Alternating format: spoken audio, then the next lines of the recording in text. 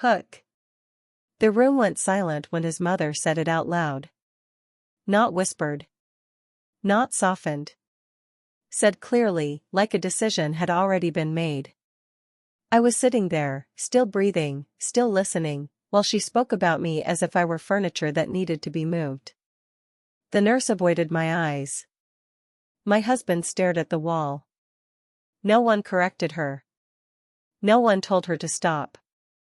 I didn't ask questions. I didn't argue. I just watched the way people choose comfort over truth. That was the moment I understood something was ending. Not my life. Something else. The next morning, my husband drove me back to the village without speaking. The road was narrow and uneven, the kind that made every bump feel deliberate. His mother sat in the front seat, upright and calm, already acting as if the decision had been finalized somewhere above my head. I watched fields pass by through the window and focused on keeping my breathing even. No one explained anything. No one asked how I felt. When we stopped in front of the house, he carried my bag inside, placed it near the bed, and hesitated like he might say something kind. Instead, his mother cleared her throat. She said it would be temporary. She said the air here was cleaner. She said the doctors agreed it would be easier for everyone. No doctor had said that. The village clinic was small, understaffed, and familiar with shortages. The nurse there knew my name by the second visit. She spoke gently but avoided promises. When I asked about follow-up care in the city, she smiled in a way that meant she had already been told not to argue. Later that afternoon, my husband took a call outside. I heard his voice through the thin walls, low and careful. He said his mother was right. He said he couldn't manage everything. He said he would come back once things settled. He didn't say when.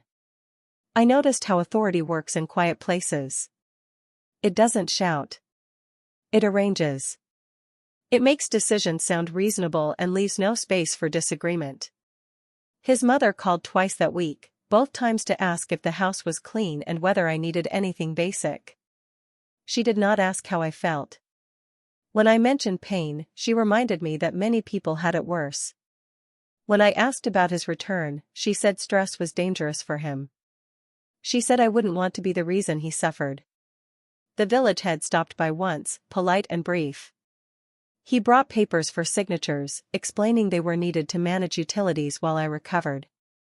He said my husband had requested it to simplify matters. I signed because I was tired and because no one explained what would happen if I didn't. That night, I reread the forms under a single lamp. They shifted responsibilities away from me in careful language. Nothing was taken outright. Everything was framed as help. Weeks passed. My husband visited once, stayed less than an hour, and spent most of it on his phone. He hugged me gently, like you do with someone fragile, and promised to return soon. His mother waited in the car. When he left, the dust from the road hung in the air longer than his presence had. After that, the calls slowed. The nurse started bringing my medication herself when deliveries were late. She didn't explain why. I learned that betrayal doesn't always arrive loudly. Sometimes it comes as schedules changed without notice, as decisions made in rooms you aren't invited into, as people choosing what's easiest and calling it mercy. By the time I understood that I had been left behind, everyone else had already moved on, convinced they had done the right thing. Once you are placed somewhere quietly, people assume you will stay. That became clear as the weeks turned into months. Letters addressed to my husband stopped arriving. Bills were redirected without explanation. When I asked the village clerk about a notice I found taped to the door, she said it had already been handled by his mother. She said it kindly, as if I should be relieved.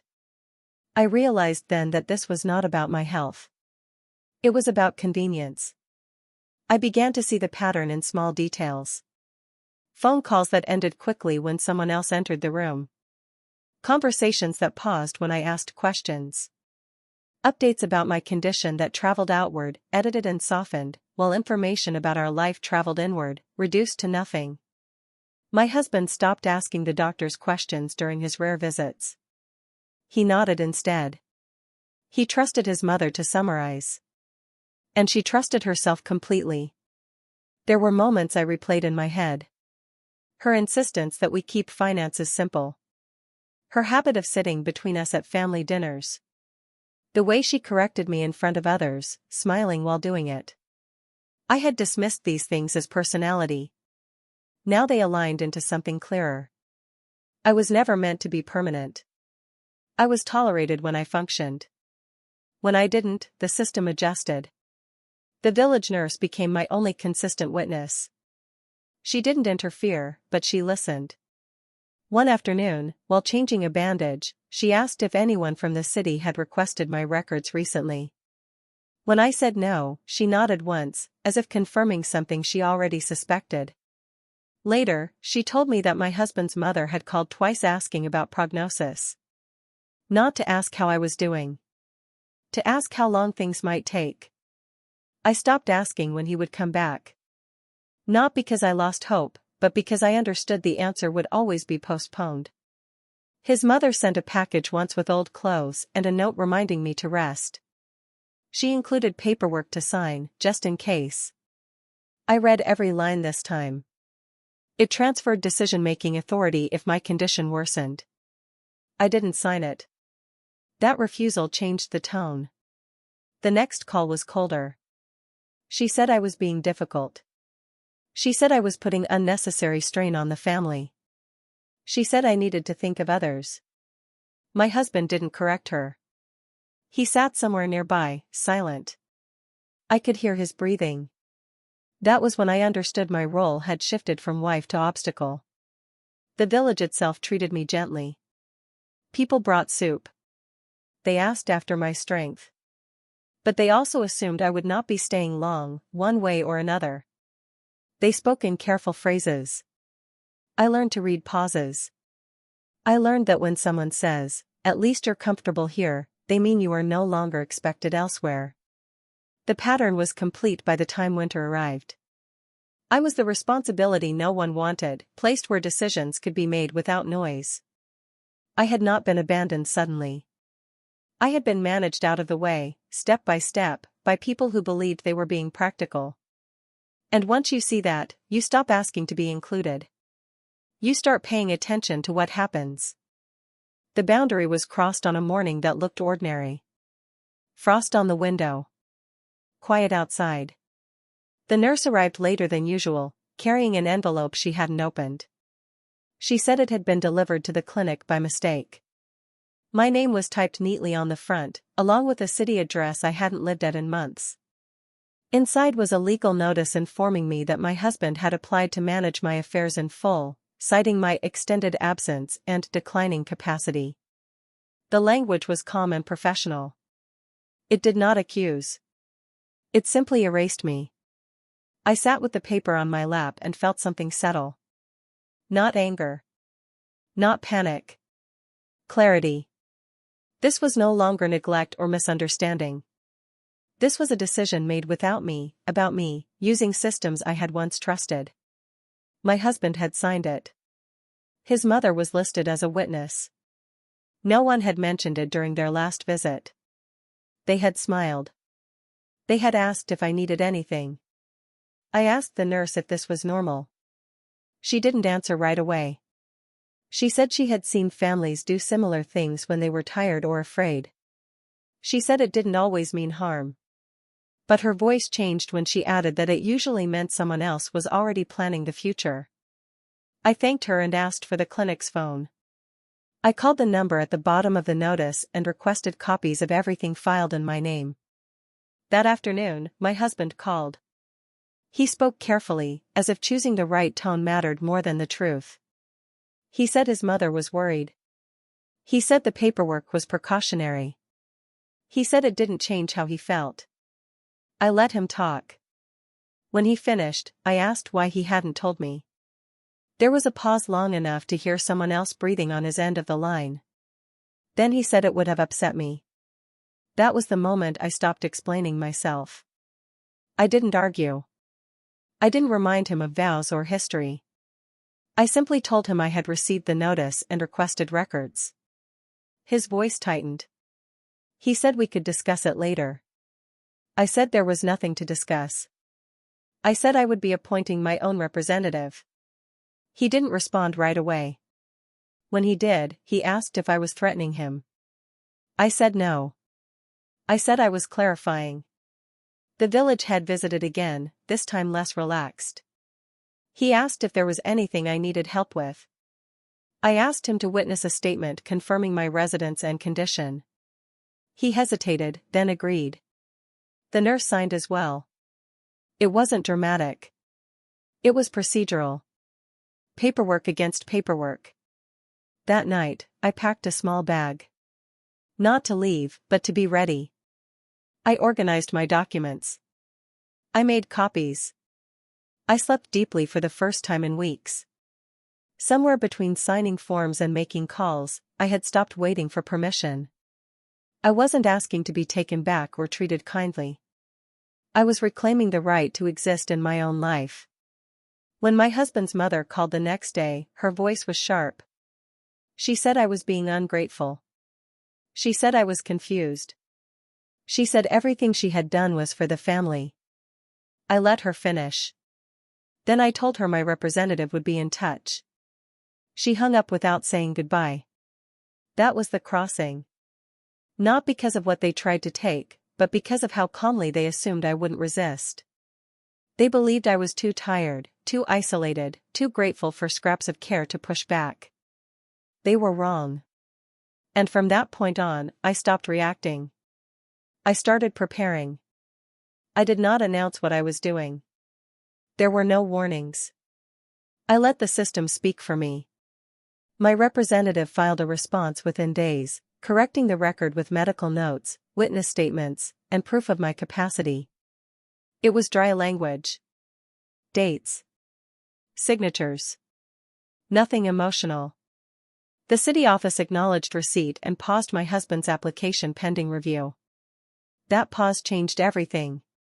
Calls started coming in from numbers I recognized and ones I didn't. I let them go to voicemail. My husband left messages that sounded confused, then irritated, then careful again. He said there had been a misunderstanding. He said his mother was upset. He said this didn't need to become complicated. I didn't reply. The clinic forwarded mail that had been redirected without my consent. Utilities that had been simplified were restored to my name. Small reversals, but steady. The review triggered questions. Who requested the transfers? On what grounds?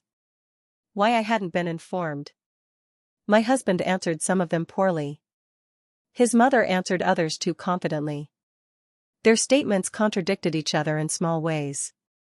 Dates didn't line up. Reasons shifted. Nothing dramatic happened all at once. Instead, there was a quiet tightening. Requests for clarification. Follow-up letters. Appointments scheduled and missed. Socially, the change was subtle but visible. Friends who had stopped calling began to check in. Not to apologize. To gather information. The village heard that I might be returning to the city for appointments. The nurse smiled when she told me the clerk had asked how I was doing, personally this time. Authority, once alerted, has a way of reordering attention. I chose the timing of my return carefully.